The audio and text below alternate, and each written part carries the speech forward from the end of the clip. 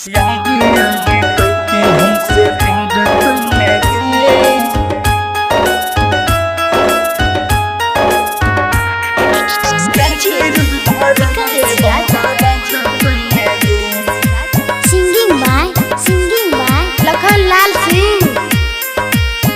यार कहके हमसे प्यार कैलगे, यार यार कहके हमसे प्यार कैलगे, करके रुक धर के बड़ा बात कैलगे।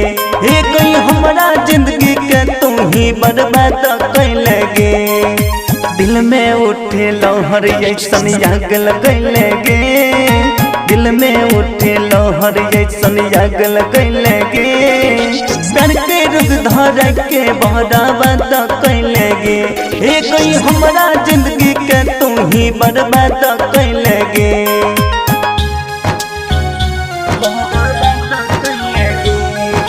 Recording by rhythm studio Bhagalpur.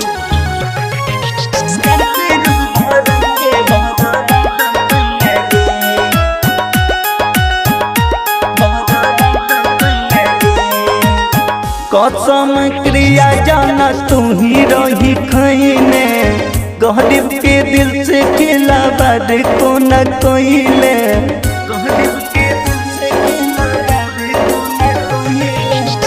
कसम क्रिया जाना तू ही रही खैने, गरीब के दिल से खेला बाद को न कोइले। जखम ऐसन दो देले तू याद करके, करके रुक धर के बड़ा बात कैलगे। हे कोई हमारा जिंदगी के तू ही बर्बाद कैलगे।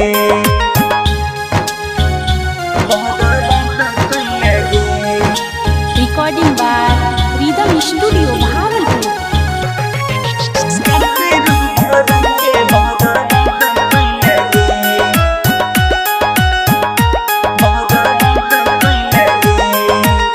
बैठी के डोली पर जइबे तू ससुरवा, लखन लाल के दिल के जइहे तू अचरवा।